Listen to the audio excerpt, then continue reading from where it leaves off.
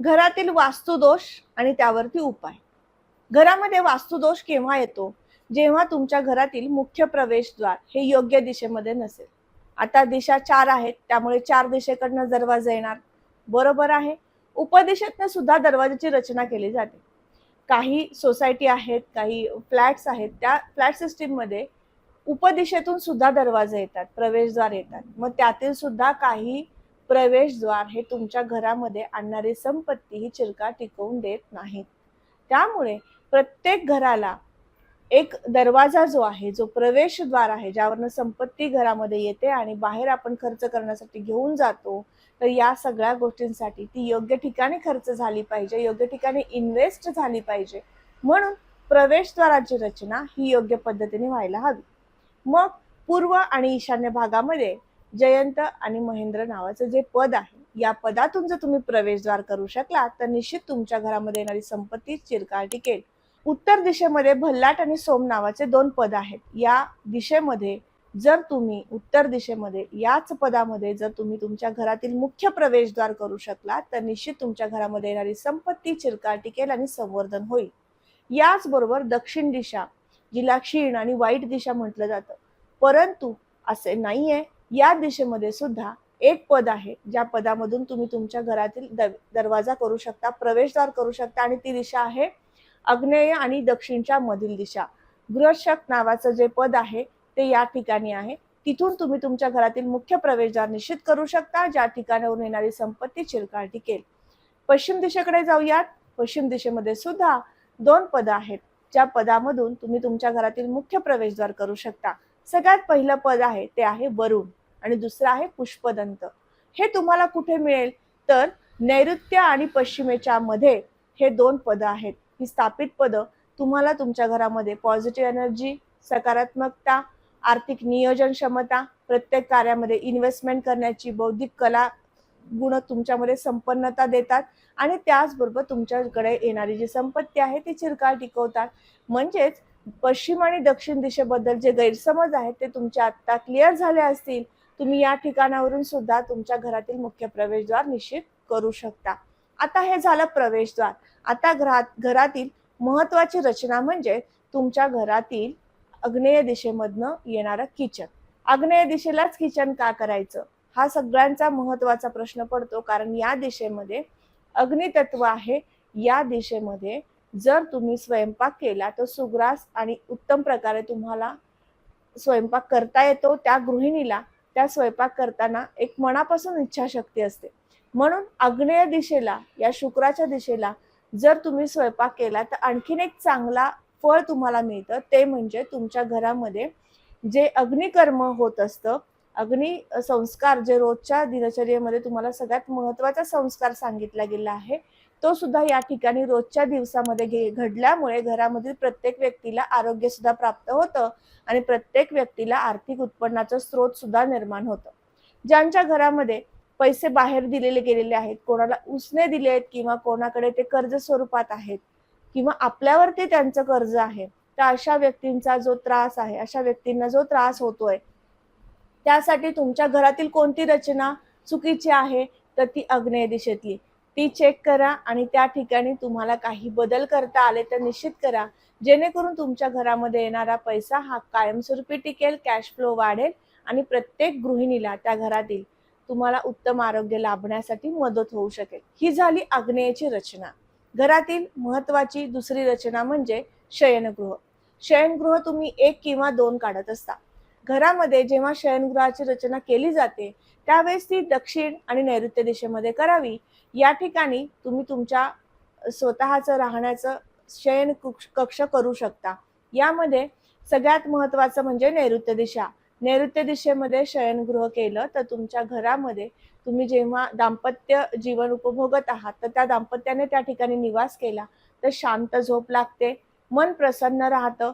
रोजच्या दिनचर्येमध्ये नाही काहीतरी नवीन करावं, मला बदल करणं आवश्यक आहे, आमूलाग्र बदल करून जीवनामध्ये संपत्ती संवर्धन करणं आवश्यक आहे, ही विचारशैली मिळते. दुसरी गोष्ट, या ठिकाणी जी त्रिपुर भैरवी नावाची देवता बसलेली आहे, ती देवता तुम्हाला शांत झोप आणि प्रसिद्धी, कीर्ती, मान सन्मान प्राप्त करून देत असते. म्हणून सुद्धा याच दिशेमध्ये दाम्पत्याने किंवा गृहस्वामी आणि गृहस्वामिनी यांनी निवास करायचा असतो. यानंतर येते लहान मुलांची शयनगृह. लहान मुलांचं शयनगृह कुठं असावं याबद्दल सगळ्यात प्रथम सांगू इच्छिते.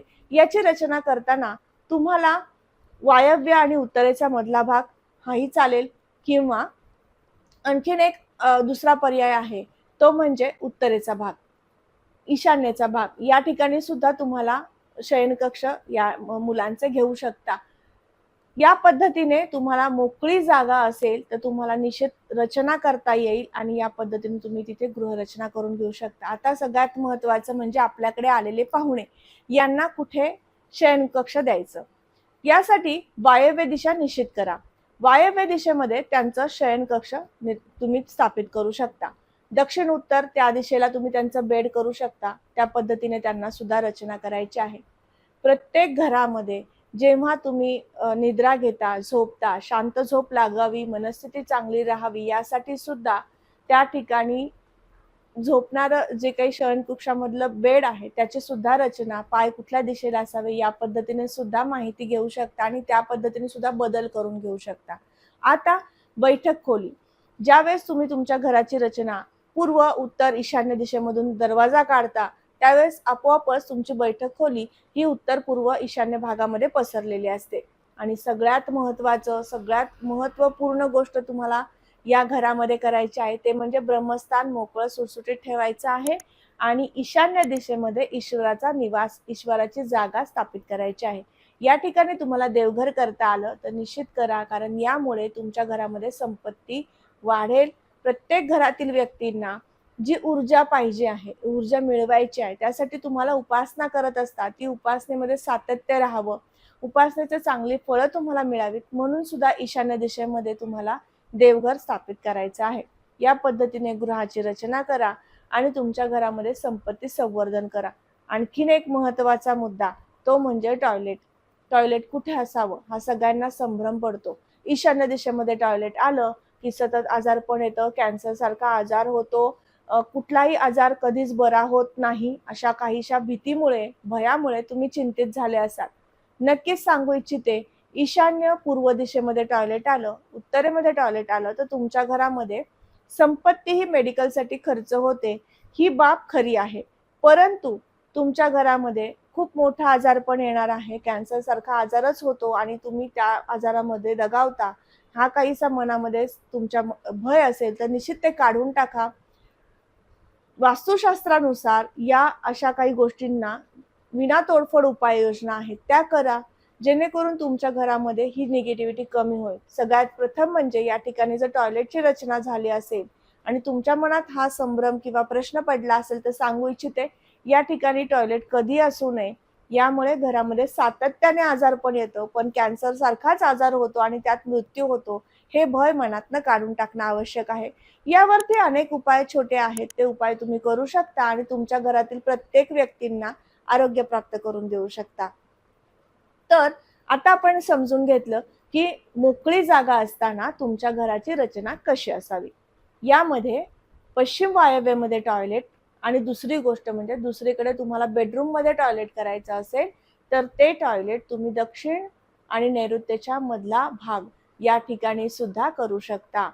या पद्धतीने जर तुम्ही टॉयलेटची रचना केली तर निश्चित तुम्हाला तुमच्या घरामधील संपत्ती, आरोग्य, प्रत्येक शिक्षण घेणाऱ्या लहान मुलांना उत्तम अभ्यासक्रमामध्ये यश प्राप्ती होऊ शकते आणि या पद्धतीने गृहरचना झाली तर निश्चित तुम्हाला वास्तुपुरुषाचे सुद्धा शुभ आशीर्वाद मिळून त्या वास्तुपुरुषावरती बसलेल्या 45 देवता यांचे सुद्धा तुम्हाला चांगले फळ, आशीर्वाद प्राप्त करून घेऊ शकता.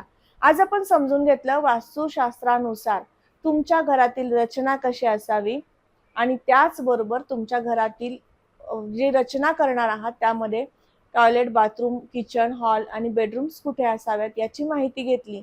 तसेच आता छोटे साधे उपाय जे तुम्ही तुमच्या घरामध्ये निश्चित करू शकता. त्यातील प्रथम उपाय म्हणजे तुम्ही तुमच्या घरातील जी साफसफाई करता त्यामध्ये सातत्याने महिन्यातनं 2दा तुम्ही तुमच्या घराला पूर्ण डीप क्लिनिंग करायचं आहे, हा एक उपाय.